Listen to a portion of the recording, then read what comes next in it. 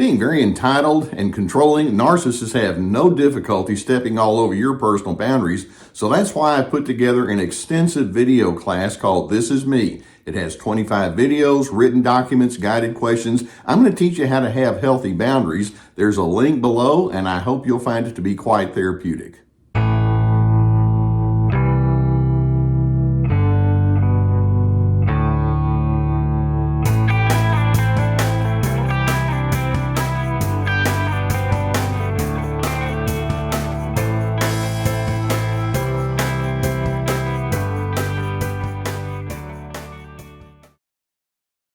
One of the core truths that I, as a therapist, would hold on to when I would talk with individuals about making their life a little bit better and more pleasing to themselves is relationships require work.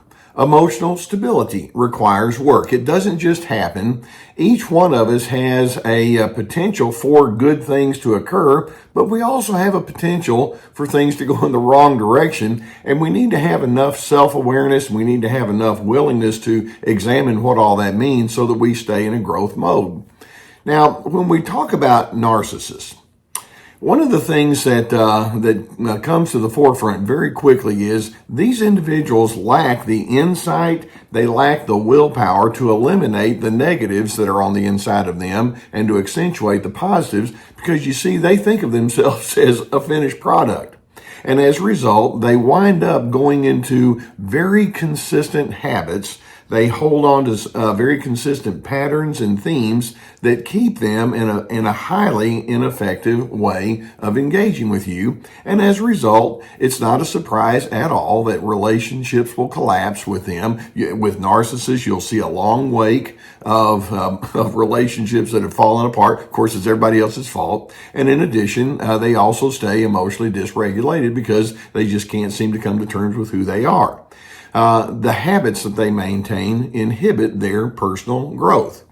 Now, it's going to be so essential for you to realize what their tendencies, what their habits are, so that they don't wind up setting your pace. You need to be able to see through what they bring to you, because they want to actually let you know, if there's a problem, it has to be you, and that's part of their egotism.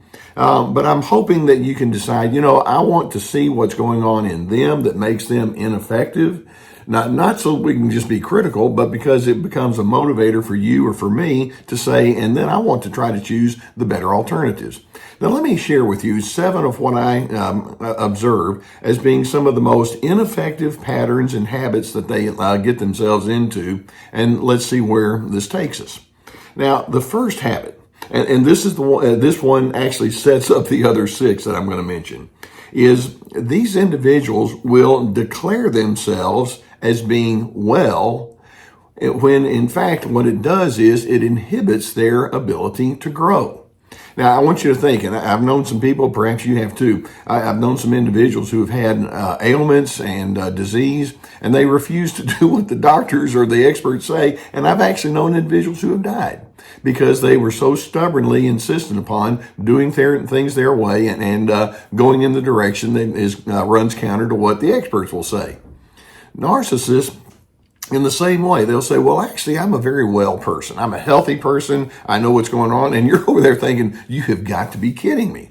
They lack such self-awareness. They pronounce themselves as being the gold standard. And guess what? Growth doesn't occur. It's the old repeating the same old things over and over, thinking that they're really getting ahead of something. So that one sets up everything else, like I say. Now, the second habit that's very common to narcissistic individuals is that they need to make other people look bad so that they can look good. Now, let's think about that. Rather than thinking, what I'd like is I'd like to create a win-win kind of a situation around here. I want to do well myself, but I want you to do well too. Instead, what they'll do is they'll watch other individuals in their world, and they think in terms of competition. If you look good, then that means that I don't look good. So you think you're better than me, huh? And as a result, they will elevate themselves at your expense. And this sets up chronic and ongoing tensions with you. You see, this is crazy for me to say this. Your failure is central to their self-esteem.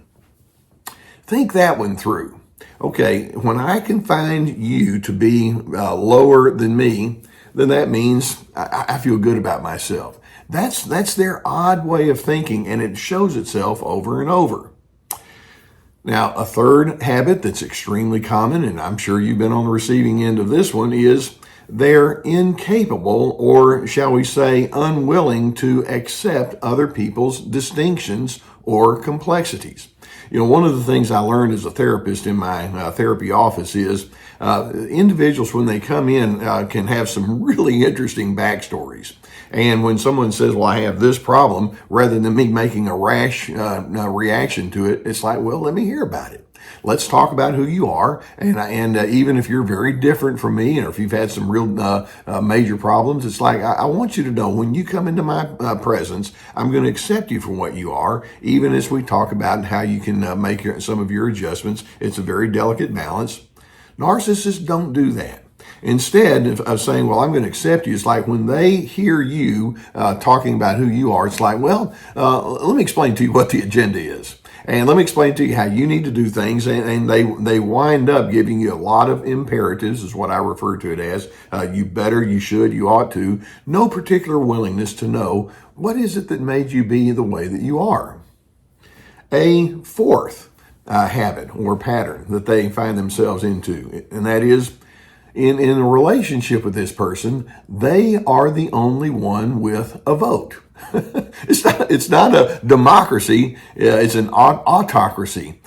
These individuals can be very stubborn, they can be very persuasive, they can just say, look, there's really only one person in this room who knows how things go, and wouldn't you know, lucky for you, it's me. And as a result, and by the way, they call it certainty. I call it closed-mindedness. Frankly, it's more than that. It's hubris. Hubris is self-centeredness with a very self-impressed kind of a mindset. Like, well, you just need to know I'm the it person. Now, going a bit further, number 5, one of the habits that they can find themselves in, and that is they honestly believe they don't need your input. And as a result, they'll shun any kind of suggestions or ideas or thoughts that you may have. In their mind, they think, well, what can you teach me?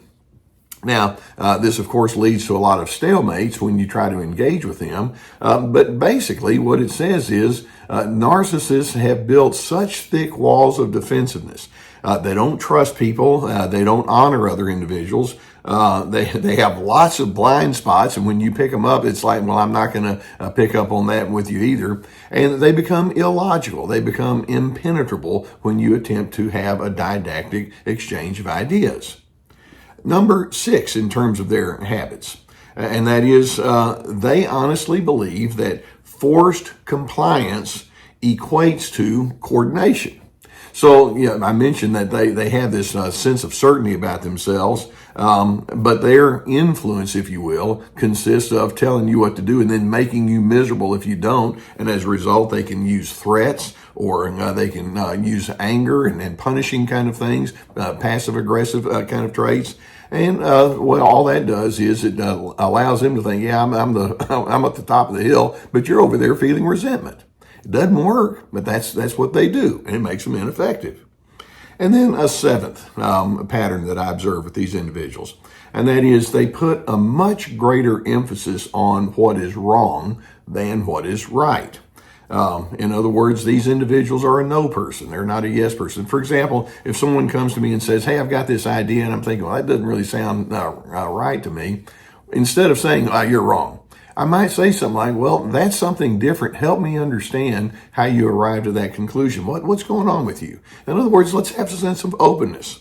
Whereas, and they may say something that's like, I hadn't considered that before. It's called nuance, by the way. Narcissists can't do that. It's just like, let me tell you what's wrong. I'm right. End of discussion. Very binary, black and white thinking. So this is what we mean when we say narcissists build their lives upon a foundation of raw selfishness. Their habits become ineffective, and rather than thinking, well, I need to rethink that then, it's like, no, I'm just going to keep pushing my agenda even more so. They cannot accept the reality that every single person, including them, has some form of brokenness. We all have some form of incompleteness. And as a result, if we can pool our minds together and our thoughts together, we can learn from each other and we can actually create a healthy, harmonizing team mindset. They don't think in terms of that. They lack curiosity about who you are. They lack curiosity about what makes them tick. It's like, well, look, all I know is I'm just going to declare what I say is right and wrong. End of discussion. Let's move on. So, despite all of this ineffectiveness and these chronic habits, they will still come before you and imply, I'm the one here who needs to set the gold standard. Okay. When you're facing someone who thinks this way and has this ineffectiveness in their life, first, remind yourself there's no need for you to try to plead your case, because what it does is it just keeps them coming at you even more stubbornly. But instead, go back to your basics. What do you believe is part of the essential healthy way of life? And how would that inform your priorities? And then especially, how would you act upon your beliefs, your essentials, your priorities, knowing that the narcissist will have strong disapproval of you?